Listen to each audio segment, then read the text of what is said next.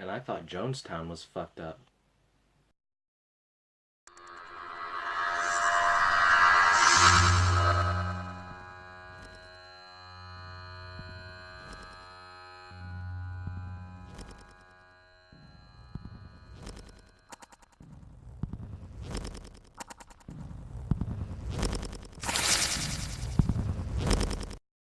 Tonight's review is on Jugface, which takes place in a small backwoods town where the people worship a creature that lives in a pit.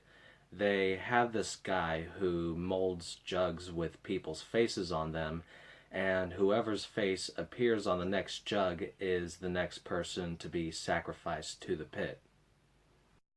The main character is a young woman who has recently been impregnated before marriage by someone she shouldn't be having children with, and on top of the fact that she has to hide that, she needs to escape this town because her face has appeared on the most recent jug. This is easily one of the most original films I've watched this month, aside from Gozu.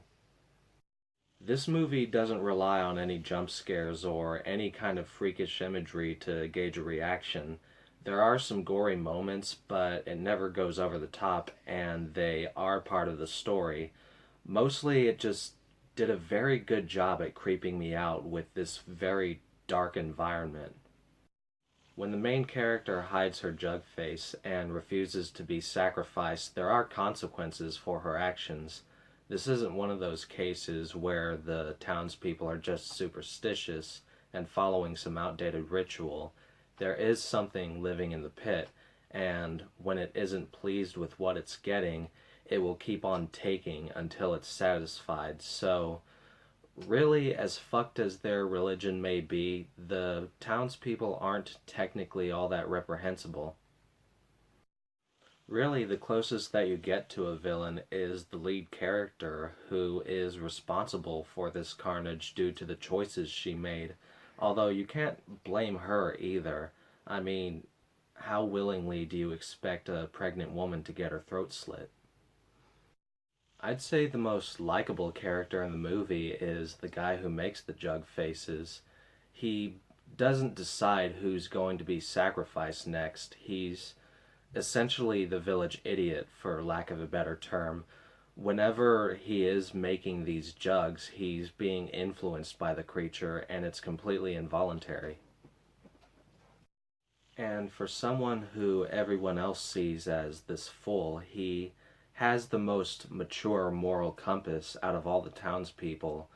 When people start blaming him for the bad things that are going on and punishing him, he takes the whole thing in stride.